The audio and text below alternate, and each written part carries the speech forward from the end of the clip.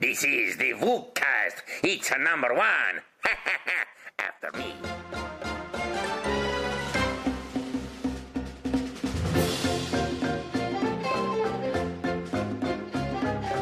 Hello, it's the Vookcast. It's episode number 139 of the Vookcast. Today is Monday the 14th of November, at least when we're recording it. The Vookcast, it's a podcast about Nintendo and it's from Australia. That's what we do. I'm Stephen Impson, hello, and I'm the host person. Also with me is esteemed... crap, I can't think of a way to describe you. It's Troy. Hello, Troy. Yep. Hi, guys. I'm the best one out of the three. The one who got into the Doom panel at PAX. That's what you are. Yeah, that's what I said. The best one. And also, we have Animal Crossing savior of all the things on the island, Daniel Worthington. Why am I always last? Oh, we're going alphabetically backwards. Yes, that's it. Thank you. Thanks for saving me. Hello.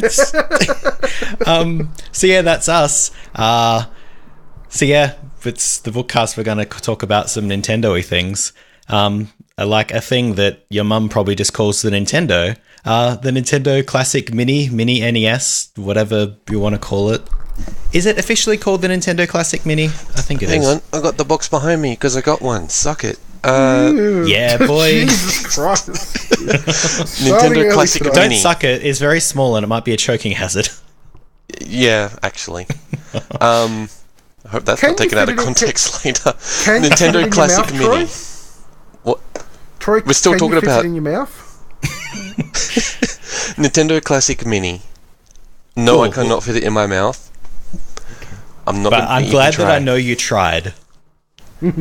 Well. It's an educated guess. Yeah. We should have a quick chat about it. So I got one. I was lucky enough to have got a pre-order in months ago, and now I'm so darn happy I did. Did you have a pre-order, Troy, or you just were like one of the lucky few to get one after the fact? No, I was probably one of the few million people breaking Big W's website the day it came out. Nice. Well, yeah, it's here. It's very small. It's kind of annoying. So that's the first thing I found when starting it up was that the controller cable for the controller appears to me. I haven't checked the length, but it seems very similar in length to a classic controller or a nunchuck or any of the things that plug into the end of a Wii remote. And that's really not very far when you have to plug it into a console in front of you. So the only way I found it playable was either on a desk or like with giant extension cables, like sending out like a long HDMI and a long USB power cable to my TV and just having the NES Mini on my table in front of me. That worked reasonably well. Yeah, I've currently got mine in front of me on my desk. It does seem like a desk machine. Yeah, I can definitely see somebody hiding this on their desk at work or something. It'd be a cool little prop on a desk either way. Yeah, and it only needs the two cables, HDMI and USB. And it's nice, it is a little bit annoying that it doesn't come with a USB power adapter, which I guess it's not that big of a problem for me, but I could see that it could be an issue, but it means that I can just plug it into my AV receiver, or people can plug it into their TV or their monitor or whatever has a USB port nearby, which is probably a lot of things for most people. It could just basically power off any USB port, which is nice. Yeah, I had it plugged into my TV USB port and it does it beautifully. I think, I don't know, it seems like I would have to have the console right in front of me because the controls on the console itself seem to be super important in how you use it. Like you can't quit out to save a state or change game without pressing the reset button on the console itself. So a controller extension cable seems a little bit sort of against that idea. You would have to get up to change games like an old Nintendo, I guess. You can't win. Ultimately, what they're trying to go for is not just emulating the games, but the experience. Yeah, clearly. Having the cable there, the length of the cable is kind of weird, but remember, this is a time where you sat cross-legged on the floor in front of your TV. You were right next to your NES anyway. Yeah. I think that they're kind of going for that feeling again. It's just, I'm too big to sit cross-legged on the floor. I have a little bit of a theory about why the cable is like it is, or I guess how the console came into being. I have no idea if this is true or not, but the fact that the controller basically just seems like a classic controller in the style of the Super Nintendo Super Famicom one, my guess is they just made this controller and they might have been thinking about releasing it separately and then thought, hey, people like the NES, we should make a cool little emulator box, and they just kind of ran with it after they made the controller. I have no idea if that sounds ridiculous, but that's my theory. Yeah, cool, I can thanks. see that. No, I mean, but why would they just do that? Other than like a Club Nintendo, I guess they did that. They did a Super NES Club Nintendo reward. Yeah, didn't exactly. they? And like it's, up until now, I basically played NES games with a Wii remote on its side, and this is way nicer. As much as it's boxy and sticks into the sides of your hands, I still feel like it's a nicer controller than a sideways Wii remote. The NES controller's garbage. So I don't know. It's weird. My fingers actually fit it pretty well. It just the cable, the place it comes out of, is like right where my index finger would go. Oh yeah.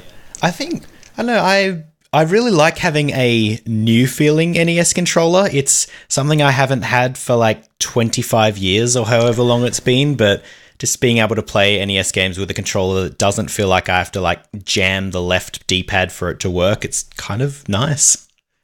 Yeah, it's that sort of brutal design. It does what they made it to do, if that makes sense.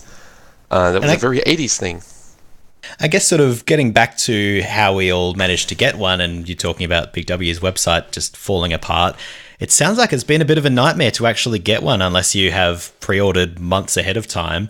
Like from what I've been seeing, like EB basically sold out months ago, and they've had like one or two separate, we are going to have new stock, get ready to pre-order at 8 a.m. and then the site falls over in like a minute and it like sells out in 2 minutes. It just sounds like a mess. even people trying to pick one up on launch day, like you saw Vooks' story about what happened. Yeah. From what I understand, like he sort of was lining up there, and then managers came out when it opened. They said, "Cool, first in, best dressed." So people were just freaking stampeding in. Like, there's got to be a better way. And apparently, some stores had like ticket systems and stuff, which was nice. But that seemed to be horrible. At a store-by-store basis, which was pretty arbitrary. Yeah, I saw one story. I think Wayne from the Vooks team. I think it was Wayne. Anyway, somebody on Twitter went to the Target and it had two entrances, and they were giving out tickets at the other entrance. Oh no! Oh, that's what a shame. I am, hearing all these horror stories make me kind of glad I have no interest in the NES Mini at all. You fiend. Is it because I remember when we were talking about the generation stuff, the NES just wasn't your era? I mean, my first gaming system was I'm old, so like really old. So the Commodore 64 was my first gaming system, and I've never briefly had one. Like I think mid 2000s I bought one, but it was really finicky. Oh wow! So it definitely wasn't an at the time system for you. Yeah, so I mean, I've always looked at like I have to like the alternate history of Nintendo games, because I mean I got into Nintendo games by playing Mario Brothers on the Commodore 64, and then I got a Game Boy, so I sort of got the weird version, like Mario Land or That totally explains your bizarre tastes in Nintendo games. Yeah, I know. It's why I like handheld games more than anything, I guess. I think just to go into my Nintendo story, I basically had an NES from I remember the Christmas that I got it, my cousins got a Mega Drive, so I was late on the train, and also I kept it all the way up until PS1 era, so that thing, kept me going for years. I was renting games for ages on that thing. Yeah, same. My house just got one day. I was too young to remember when we got it. We just always had it one day. But nice. We had the top loader, the one with the dog bone controllers. Oh, nice. So this design actually isn't that familiar to me at all from a nostalgic sense. I'd be all over a mini top loader NES. That would be great. Apparently they're super rare and expensive for collectors and stuff now, so One of my friends had one and sold me it for $20 like 10 years ago. I'm so happy. Nice. I kept asking, like my nana had one. She used to use it to play Tetris and stuff, and I kept asking for it. Like if she ever got bored of it, and then she passed away, and I don't know what happened to it. So it's a sad ending to it. That's a bit sad. So on to nice, good things. We should probably talk about how it is to actually play this machine, I guess. How vibrant is it, though? Yeah, like after... I've aired my grievances often about the Wii U's NES, how it's all like got a gross dark filter on it, and looking at the comparisons, it looks like the aspect ratio was a bit weird on the Wii U as well. And I've never really been happy with the 3DS version of NES Virtual Console. Like it's not 1-to-1 pixels, it's like stretched a little bit, and it always bothers me because I'm a weird pixel perfectionist. Knob. Yeah, I mean, I won't deny it. But man, it's vibrant. It's like you have so many options of how you can view these games. Like, I kind of like the CRT filter. Yeah, for some reason playing it without the filter, it's just so vibrant it almost feels wrong, because I've been playing it on Wii U and 3DS, where it does have that sort of grotty color. Grotty is a great word to describe it. I'm glad you agree with me. Like, I never really noticed it until I started playing the Mini.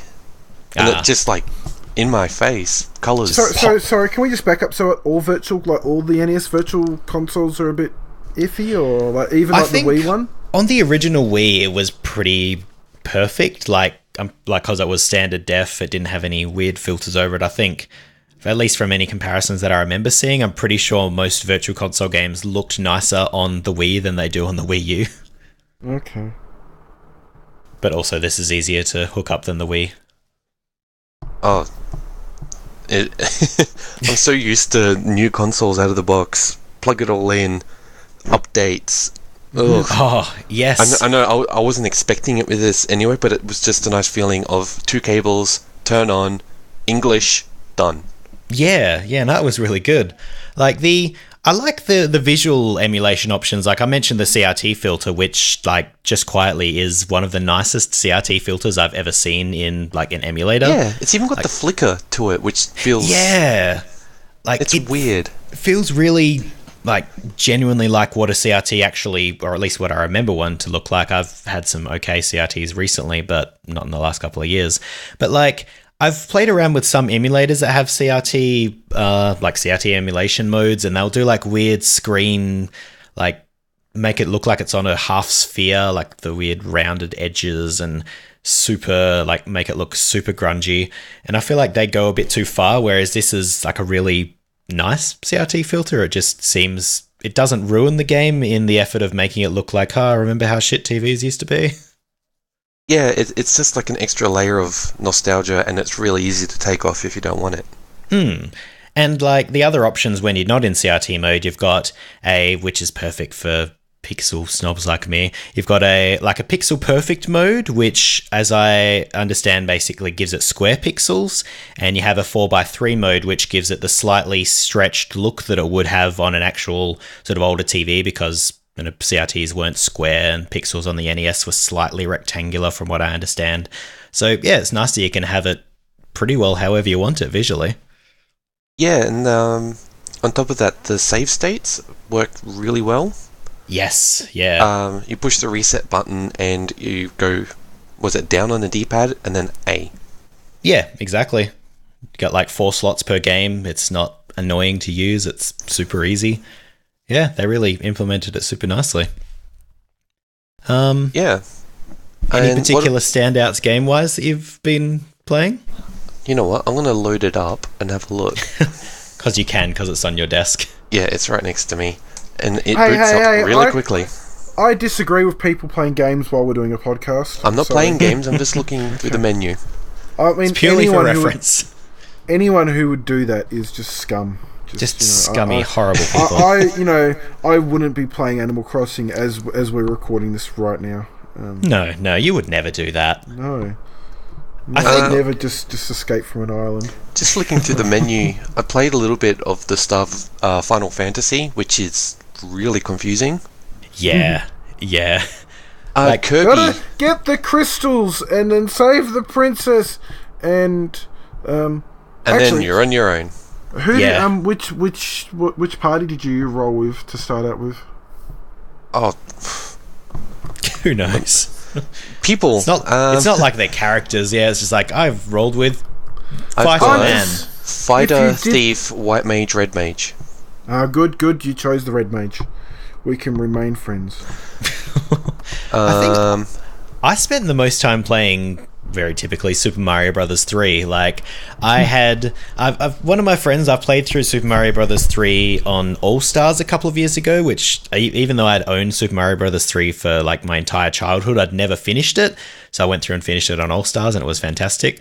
So we went through and did that again this weekend, except with the NES version, and man, I like it way more than the All-Stars version. I'm sorry, Super Nintendo fans, but it's just so nice. Just all the music's exactly as I remember it, all the level layout. Well, level layouts don't really change much, but the visual style, I love that version of If you Super have Mario one, Brothers. definitely check out Kirby's Adventure. Like, it's coming out so many times in re-releases and Virtual Console, but seeing it with this vivid emulation with the Mini, I don't know. It's so Everything's nice. moving. The background's animated. There's lots of slowdown though. Yeah, I was just thinking that. The game, what's it? The 3D Classics version of that? Yeah, Yeah. and this still feels more vibrant. I played it the other really? day. Yeah. I think It's with this one, it crazy. really shows off how much they were pushing the NES to its absolute limits with that game. Like, it slows down because there's just so much going on screen, and like the music is more complex than really any NES game that I can think of. There's just it's a technical masterpiece for the console, but yeah, there's a lot of slowdown that I didn't notice back when I was 10. Super Mario Brothers 2, I played up to World 4 today. That was my Having favorite out of saves the in that would trilogy. be nice. Oh yeah. Yeah, no, controversial opinion. Sorry, which game the- was this? Super Mario Brothers 2. Yeah, I don't get why people don't like that. It's Because it's so different, but I yeah, really it like is, it. but that's good. It's Like, I really do like 3, but 2 felt like the first real adventure in a Mario game. All the worlds were very, very varied for the first time.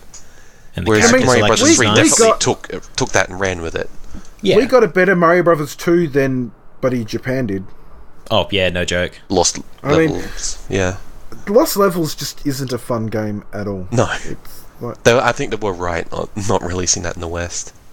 I actually spent a bit of time playing Balloon Fight, which I had never done before, and that game's kind of fun when you're playing in like co-op / counter-op 2-player, whatever that mode is called. So, random trivia on that. You know the fish at the bottom?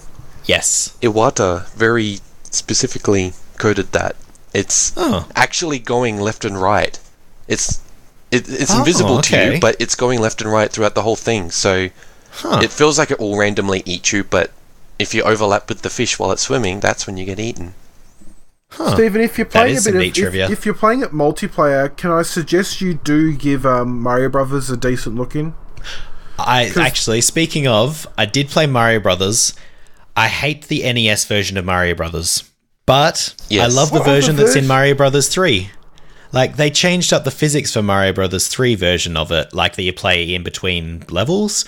Like, it just feels, I don't know, you can change direction mid-jump. It feels more like a modern, in giant air quotes, Mario game. Whereas the old version was like very robotic, I guess, in how it moved. Like, you'd jump and you'd be stuck in your jump park, almost like a Castlevania game, and it just felt weird to play after I was so used to the more recent modern version of it. Sorry. Yeah. Oh, see, like I love because Mario Brothers was my first Nintendo game. I played it on the C64 a lot, and I just have so much nostalgia for that. Even like the NES version, I really like playing. I know that probably makes me some strange weirdo person, but I don't. I like it as a thing to annoy the second player in Mario Brothers 3, because like as you're moving around the world map and they like leave little tokens in the last level that the other person completed, if you go over it, the second player or the other player can press A on their controller and challenge you to a duel, and you can steal all their cards and and take over their turn. Like, you can just make them not have a turn. It's great fun. I don't think I could play it alone, but it's a great little competition game in the middle of a regular Mario game, I think. Yeah. I mean, even Metroid. but then you also got Bubble. Oh, sorry. I was just Metroid. Definitely play that. Play it with a guide. Otherwise, it will annoy you to tears. Absolutely. I mean, it's aged as anything, but it's still a ton of fun. Yeah. There was a bit of discussion in the Discord about Metroid today. A lot of people don't think it's great. I think it's definitely, like most NES games, not aged terribly well, but it is still a lot of fun, and the music, fantastic. Yes, if nothing else. Kraid's theme, in the it's just seriously one of my all-time favourite gaming tunes, because it's just so unique and distinctive, and like the whole game just makes you feel uneasy and like horrible and terrified, and it just does a great job of just like setting the mood and the theme and all that. You know, like we're in an era now where there are so many Metroidvanias, and they're like that genre has been refined so much, and it is a dated game. It doesn't do like there's not even a map to help you navigate around and know where you're going. But as like the prototype of this sort of genre that's all over the place now, it's amazing. Oh, for sure. There's a guy on YouTube that I would like to link around. He's recreating the Metroid soundtrack with synths. Ooh, and it sounds fantastic. Because there's nothing but metal covers of Metroid, which Metroid sound awesome, but they don't I make love sense. Metroid Metal, but I know what you mean. No, there was what's it called? It's on my other computer. There's the one where the Super Metroid is remade in Mega Drive synths, which is kind of awesome. I'm pretty sure it was an early OC remix album I got. That was a really good one, like Metroid Memories or something. I'm gonna have to go look into this. We'll throw lots of music links in the show notes, at least. I could go on about OC remix for ages, but that's where like 3/4 of my iPhone sound list comes from. But there's so much good Metro music on there, and Metroid Metal is just amazing. It sounds great, but it doesn't sound thematically correct to me. Yeah. It's meant to be spooky and uneasy, not epic. It's the Metroid music I wanted as an edgy teenager. Yeah. What was the really good one that was out a few years ago? Something of the Chozo or Relics of the Chozo? Yeah, that was so good. But yeah, I guess to close a little bit on the NES Mini, my biggest disappointment is that how this so clearly shows that Nintendo have the capability of putting a really nice NES emulator with awesome options into this little apparently quad-core Linux box. But why can't they bring that to the Wii U? Why not? The Wii U is so bad in comparison for something that should be so easy to fix, but they just won't, and probably at this point they're never going to. Apparently it's quite powerful. Yeah, from what I understand, it's a quad-core CPU. Yeah, I've heard a couple people say it's more powerful than a Wii. Which I don't know if that's true, but apparently at least the CPU is. Sorry, kind of nuts. That Metroid album I was talking about was Harmony of a Hunter, which came out 5 years ago. Jesus Christ. Wow. I just wanted to close with the Zelda games. I can't believe we haven't talked about them. Yeah, gosh. The whole reason why... Like, my mum helped me buy this one because my first video game ever was Zelda 2 Adventure of Link. I know that's weird, but that was it. Mum and I played it when I was a kid. We finished it together, and we've re-bought it. I'm going to visit her for Christmas, and we're going to play through it again. That's a nostalgic thing. I tip my hat to you for finishing that game. My mum did. I was like 4 or 5 years old. I would have had no chance. It's just evil. It's brutal. That's so cool that your mum's still into it, though. Thanks, Troy's mum. Shout out to Troy's mum if she's listening. I'll link it to her. Shout out to my mum. So yeah, I guess that'll close up the NES chat for the moment. What do we have? Yes, it shuts down. So apparently the Wii U, I think last week it was stopping production, but then Nintendo were like, nah, nah, guys, nah, we're still making it. And now this week they're like, nah, actually, Lol, by the way, tricked you. we're not making We it tricked anymore, you. lol. We had you going. You didn't suspect this at all. Ha ha. And I was like, what? Yeah, like, there's not really much to say about it, I don't think, but I just thought it bizarre that Nintendo did this weird flip it and reverse it thing. It's weird. What are they doing? I feel so bad for the Wii U. I mean, like, the Wii U had a ton of mistakes, but dear God, did it have some great games. Yeah, it's definitely got one of my favourite libraries of all time. There's some real... I hate using this word, but some real gems in there. The Sonic Gems collection is not on it, so it's not a good console. Oh, why would you say that? Yeah, I don't know why I said that. I regret it already. It had amazing titles like Lego City Undercover and Lego City Undercover. How did I know you would lead with that? I think it's Those probably loading times, though. Yeah, it's probably like to add a little bit more substance to this. Nintendo have just like recently announced this weird bundly thing of, I believe they're both digital codes of Mario Kart and Super Smash Bros. And a Wii U, still for $429. Like, it's a great bundle full of great games, but that costs more than like a PS4, or like it's almost on par with like a PS4 Slim, I think. I don't know how they can expect to sell it for that price. What are they doing? I mean, I think honestly, at this point, what would discounting the system do other than clearing inventory? I mean, they're not going to make any more or less money off it. I know, like, I just remember the GameCube, that kind of flopped in sales, and then, like, a year into its release, or not long after it came out, they reduced that down to $199, and that made it cheap enough for me to buy one. They haven't done that with the Wii U. I think with the GameCube, there was still hope for a while that it could have been the dominant system, and it was neck and neck with the Xbox, the original Xbox. But with the Wii U, I think, after a year or two, they're like, look, guys, we're probably just going to have to cut our losses on this and just ride it out for the next system. And, like, outside of maybe getting people who wouldn't have bought it to buy one, dropping the price of the Wii U wouldn't have made them any more money. I guess that's one way to look at it. Well, yeah, the Wii U, RIP. There's still that was clearly a moment of silence, impromptu. There's still Darksiders to come out for it. Woo! Yeah, Darksiders. And all those Kickstarter original games that are being promised for it. They're definitely all coming. Man, Well, you mentioned the...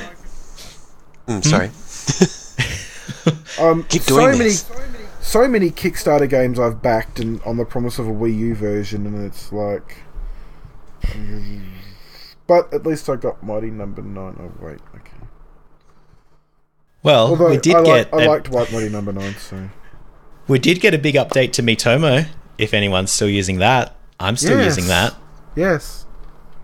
Like, I went through a little while where I wasn't using it, but I'm kind of back into it, at least on the daily after this new update. It's kind of brought me back, which is probably the whole idea. I got to have a Mr. Burns wallpaper. Yes. Yeah, that's probably one of the best parts about it, is you can now customize your room with different wallpaper, different flooring, and posters. You get like one free poster spot, and the rest you can buy for like $1.30 or whatever it is on Android. I assume it's the same. Yep. And that's kind of nice. You can put up just all the me photos you've made, or just any image that you have on your phone, which seems ripe for abuse, but I guess don't visit people who might have horrible posters on their wall, hopefully. Can you report content? Like, if someone's got like a naked picture on their wall and you're like, yeah, I don't think this is right for Miitomo, guys. I don't know.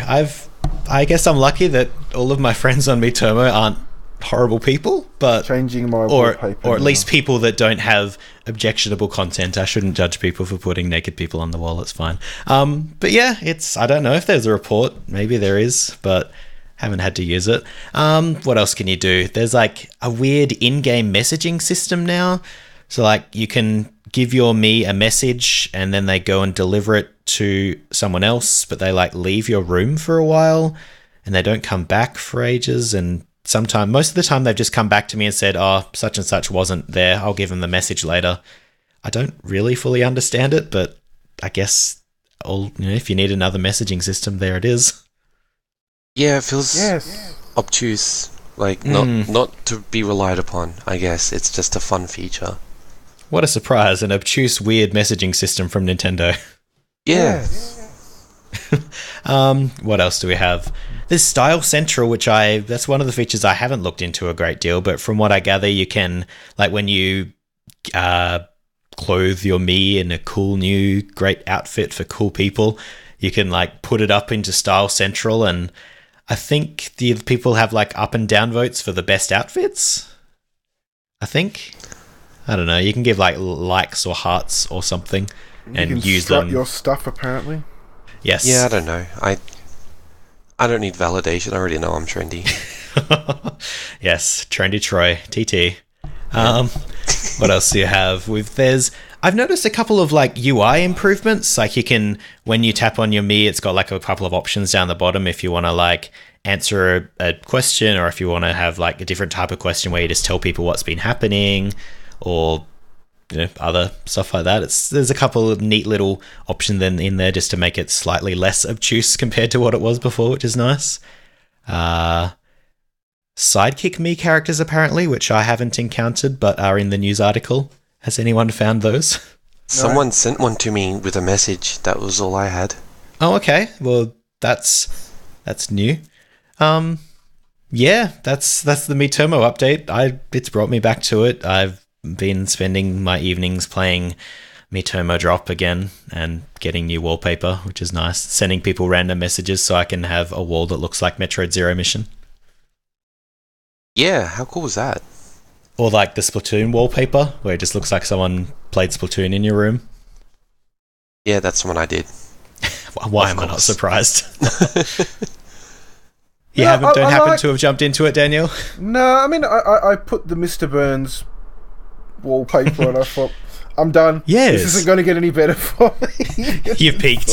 Yes. And then I went to go put another wallpaper on. It's like, oh, okay, money. No, I'm right. I mean, look, I like Miitomo. It's just, it's neat. It's a thing that does stuff that I'm not. I don't know.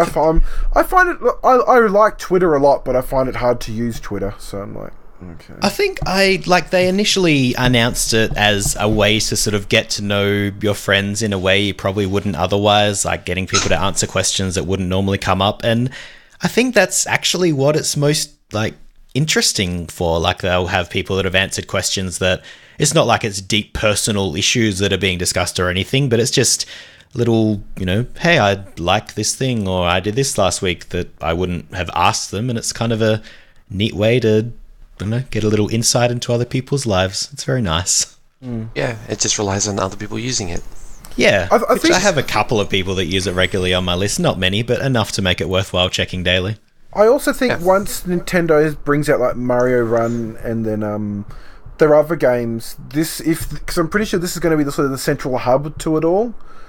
I think once they I start get that getting, feeling. once they start surprise getting me. games that work around it, then I will see more the point to it. But at this point, it's a thing. It does stuff, but I'm not super invested into it.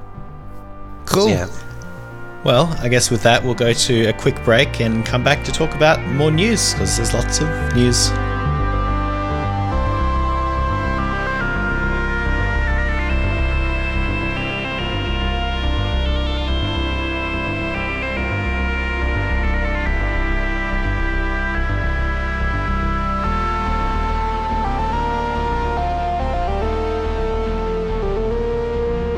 So hello, we're back. So we've got one more bit of news to cover before we finish everything off. And I'm going to throw this at Troy without warning him at all, because Troy suggested it. So Troy can cover all the stuff about the Animal Crossing update, please. Cool. So we had the creepiest direct ever. Oh my god, did we? Everybody dressed up as different Animal Crossing characters. Showed off all the new features, which are your campground. So it's an entirely new part of your town that they just discovered, It's been there all along, but oh, look at that, it's a campground over there. What a surprise. And that's where you interact with your amiibo characters. You randomly find a lamp and Wisp is in it, and then you tap an amiibo and Wisp turns into that person, and you can ask them to visit your campground, and that's where you find them. and then you talk to them there, and you can ask them to move into your town. And from what I can gather, it looks like you can basically dictate who comes to your town. Like if you have the amiibo or the card, you can basically decide who lives in your town, which is kind of good. Like I know of people who like go on Animal Crossing subreddits and do like weird trading where it's like, oh, you have this villager, I have this villager, I'll visit you and hope that your villager comes to visit me and lives in my town.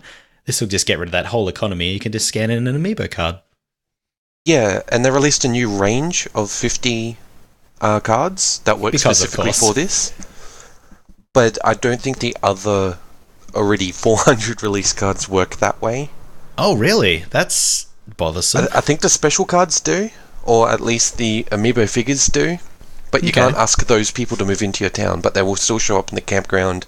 You can order the furniture and decorum, I guess you'd call it. Yeah, it's really weird. I guess sort of on the furniture side of it, it looks like they implemented the Happy Home Designer sort of home customization stuff into it, which looks kind of neat. Yeah, if you have a save of Happy Home Designer. Really? So you can't access it unless you have already played Happy Home Designer? Really? Yep. No, I've got Happy Home Designer. I've not played it once. Well, I guess you should play it once so that you can customize your house a little bit. But I can customize my house. So you can customize your house, but it's meant to be a thing where or maybe I'm wrong. I hope you are, because that seems like a silly thing, but I also don't doubt it. Okay. I think it's just maybe the thing where you can order miniature or max, like big sized things. The details are a little fuzzy. I haven't really played around because there's a lot in this. It's fine. I kind of threw it at you, so that's fine. My fault. It's fine. I should have read up on it. There's something that happens with Happy Home Designer Save. Yes. Please tell us what it is on Twitter. Yeah, correct me, please. Hashtag Vookcast. Yeah. Yes. So what else is there? So, with those new amiibo where you can get people to move in, a couple of non-Animal Crossing amiibo work. So the Squid Sisters will have these Callie and Marie cosplayers move in or show up, and you can order a whole bunch of Splatoon furniture and wallpapers, carpet, all of that from them. That's pretty cool. Pretty cool. The Zelda ones are actually the most fascinating to me. Wolf Link will actually move in Wolf Link into your house. Into your town. I saw that. Like I tuned into the direct like halfway through, and like it was just there was like Midna and Wolf Link in a house. I'm like, what's going on? I don't know about Midna. I've actually not maybe watched it's not the Midna, direct, but yeah. So just don't do it late at night. You won't sleep. Don't do it after eating like a spicy curry, or you'll have nightmares. Who else? I think Link or Zelda and Sheik, one of them will move in Epona. Yes, yeah. Epona? Epona? What? Yes. Wow. I say Epona. I've heard people say Epona. Okay, well, I mean... those one of them's correct. Those people are wrong, and I guess, to be honest, I don't think I've heard it said in any official context, so maybe I'm wrong. Who even knows anymore? Who does even know? Toon Link will move in Medley, I think it is. Medley, yeah, that's who I was thinking of, not Midna. So I might do that one next. And Ganondorf will move in Ganon, the pig version of... That's kind of awesome. Ganon or...? No, G-O-N... Okay. G-A-N-O-N. You can't get Ganon banned from your town. I thought that was bringing back cool. all the memes today. I don't know if there's any other amiibo that work. Apparently the Monster Hunter ones in Japan do something. In the English version, even. Curious. So, what are the... hang on. Yeah, that's right. Monster's got... Monster Hunter Stories. Stories, that's right. I do have to wonder if that's coming out next year. I'm just looking at my amiibo collection. I don't think there's any other characters. I think the most interesting thing that I saw on there is it looks like there's basically a puzzle league in Animal Crossing now. Yes, there is. Minigames. Yeah. I mean, so in the fortune cookies now have a bunch of new sort of rewards. And one of them is a Wii U, and one of them is a 3DS. And with the 3DS, you can unlock a version of Puzzle League. Yeah, and the Wii U one is some puzzle. It's like a island escape. So it's called Desert Island Escape. It was like the most interesting sort of mini game from that awful Amiibo Festival. Yeah, that monstrosity. And it was like a strangely interesting looking sort of turn-based strategy game, and I've played it. I think I've done like 2 playthroughs of it, and you need either amiibos or play coins to actually do anything in it. And it's actually kind of fun. It's, you know, very simple. Like you got your 3 Animal Crossing characters, you're stuck on an island, and you've got a certain amount of days to get off the island, and each character has a certain amount of moves. And you just slowly explore the island, gathering resources. Like if you find a string and then like a rock, you can make an item or a stick or whatever. One of the items you can make is a slingshot, which will help you fight off the various sort of creatures that are on the island, like snakes and what's the other thing? Centipedes. Or if you can make a net, you can harvest honey from bees more easier, and just it's strangely a lot of fun. It feels a lot like what Animal Crossing was in the beginning, where you could unlock the NES games. Just like a nice little side sort of diversion to the actual main game. Actually, on the topic of those mini games and the way that you get them, I just remembered another amiibo feature, which is you can put in the Villager amiibo from the Smash Brothers range, which will move in Wisp, and Wisp has those items that you can order. Oh, okay. Also, well, no, I mean, I found with those items, because I've got Timmy and Tommy, and when I went to the campground with the stoner, what is he? Hippie. Harvey? Is it never? What kind of animal is he? Have for short or have for long. No. That's what he says. Yeah, I know, and I still cringe then. That's not me. What kind of animal is he? Hippie. He is Hippiaterus Piranaraterus is the Latin But he's not name. like a dog or something. Yeah, stoner dog. Sterneraterus doggerus. He's a reefer. So I've got Timmy and Tommy, and I scanned them in to see them at the RV park, and you can order items from people in the RV park, and Timmy and Tommy have basically all of their special things you can get from the fortune cookies. Yeah. So that's how I unlock them pretty quickly. All the amiibo figures will have their own little caravan. You just can't ask them to move into your town. Yeah. It's annoying that you can only do 1 amiibo a day. Yeah, I was wondering if they would limit that, because if you can get all of those, like the fortune cookie things from Timmy and Tommy, I was thinking, what's to stop you from just putting it down 100 times and getting everything? But clearly that is what's because there's a stopping restriction of 3 items a day that you can order from the campground as well. Okay. So there's a whole bunch of restrictions which do kind of feel a bit arbitrary. The currency is this mutual exchange of wealth, or meow tokens. And where do you go to get them from?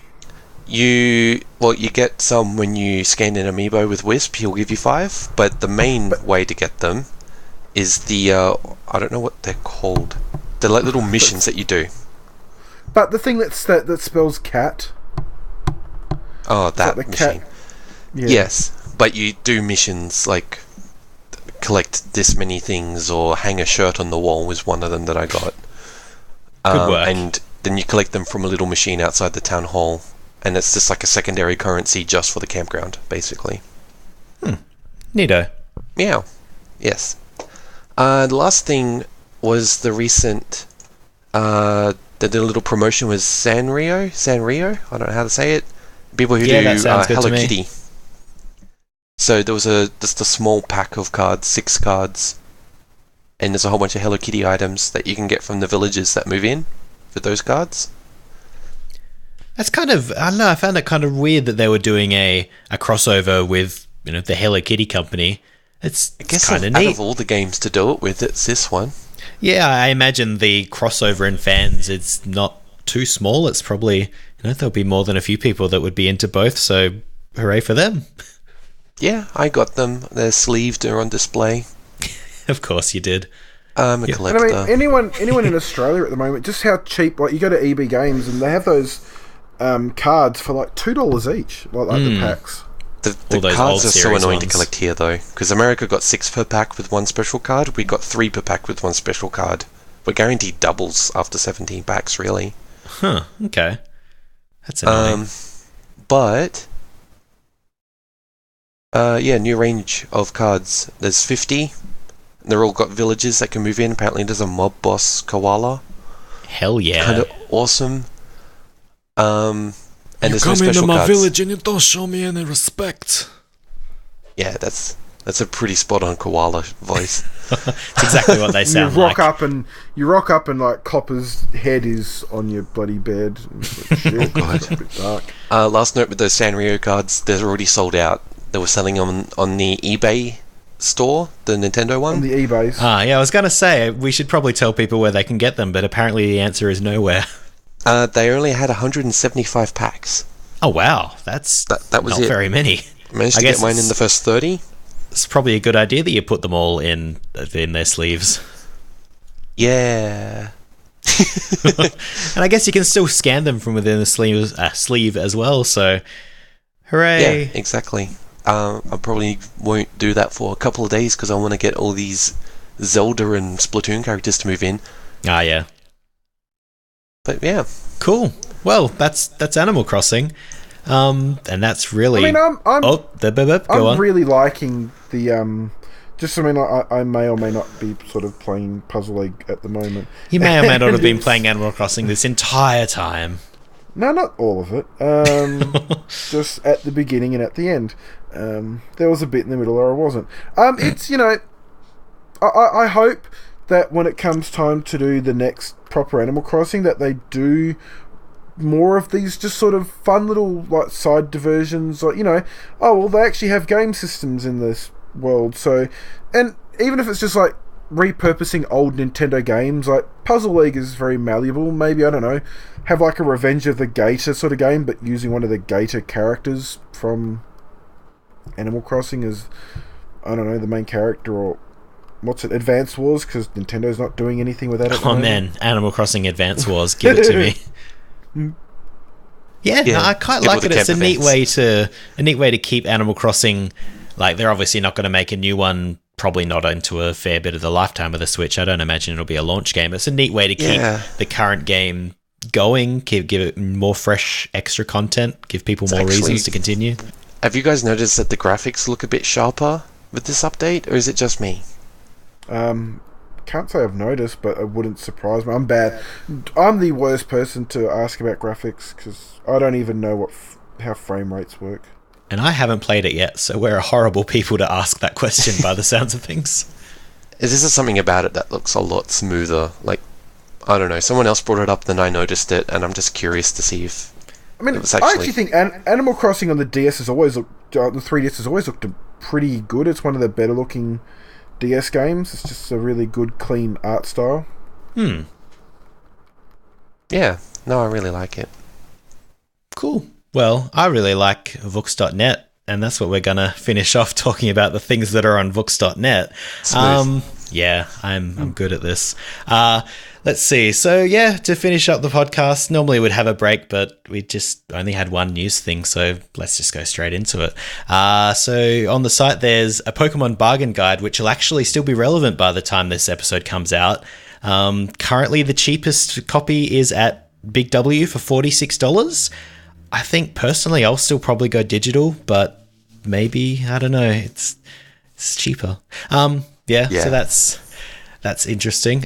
We've got the eShop updates as usual. Let's see, my Color Splash review will go up soon, I promise. It's a long game. And a very exciting Discord report with Troy to come up. Go, Troy. Oh boy, there's a lot of stuff going on. I put up a little update on the website today, so I'll use that as a reference.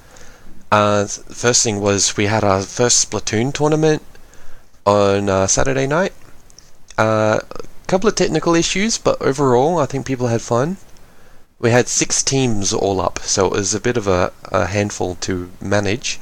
It's pretty impressive how many people managed to come along to that. Oh, Yeah, and there were still people asking if they could join at the end of it, and then they disappeared when we actually needed people to sub in. But that happens. It happens. Huge shout out to the Oceanic Offensive. They're a competitive Splatoon group in Australia.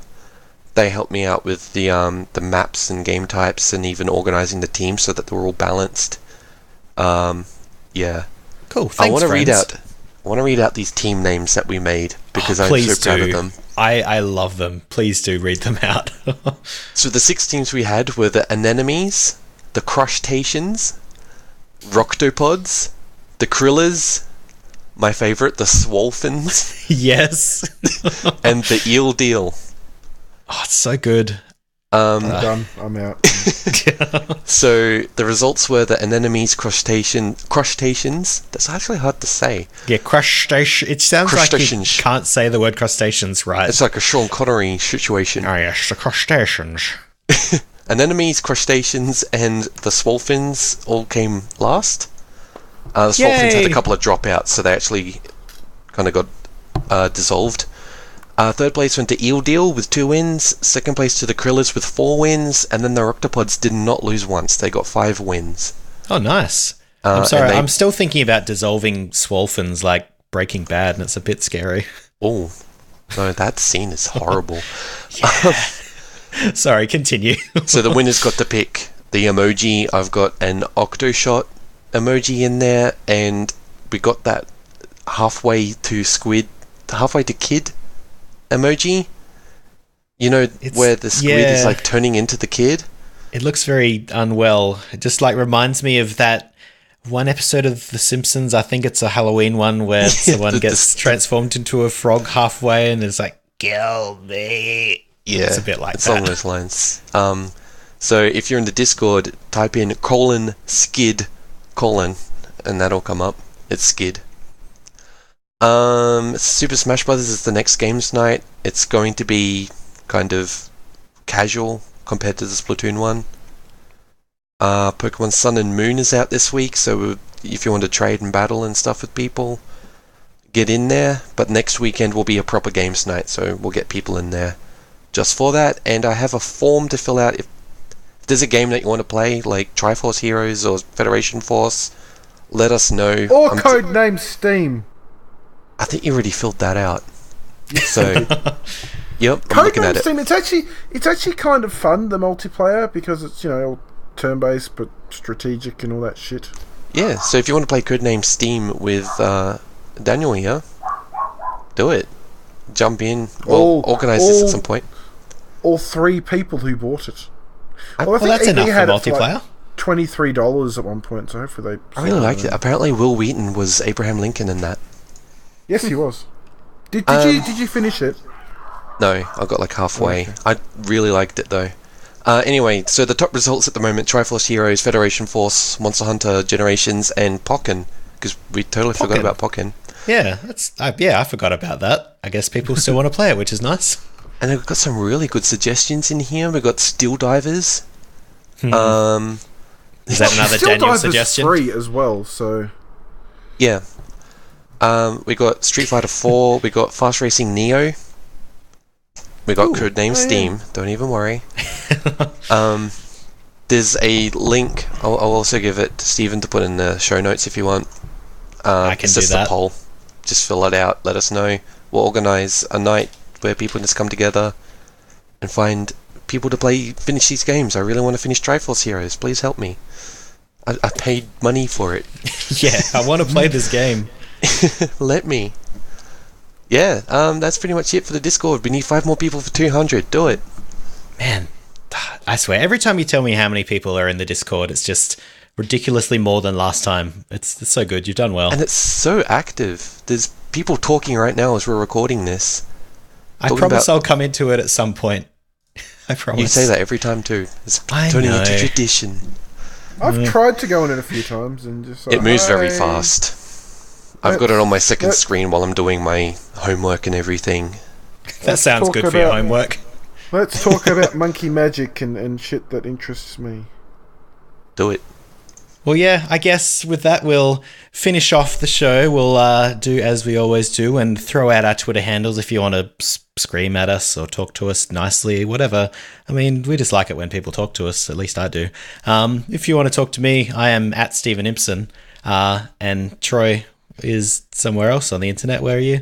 At Stew Review, STEW Review. And Daniel. I'm Worthintendo, WORTHINTENDO on Twitter and YouTube. Now spell it backwards. OD. Oh, what have I done? Yeah, what have you done, Troy? And NIHT. ROW. Yeah. Time's up. And if you want to follow me on YouTube, and you'll see my rubbish backlog videos. Yeah, if you want to follow the site, we're at Vooks.net on all the things, pretty much. We have some Daniel videos, and Daniel has his own channel, which I'm sure you'll find if you follow him on Twitter. Hopefully, actually, speaking of, I finally finished all the stupid Dragon Quest DS games. Not stupid, they're good games, but like, it's seriously been like 300 hours of game time all up on those this year. The National Crisis is finally over. And I've still got bloody Dragon Quest 7 to start soon, properly. But yeah, hopefully I'll have the next two of them done soon. Before the end of, I'll have one done this month and then the next before the end of the year. Cool. Yeah, and so with that, I guess we'll probably go away at this point. So thank you very, very much, everyone, for listening. It's nice people listen to us. Yes, goodbye, everyone. Bye.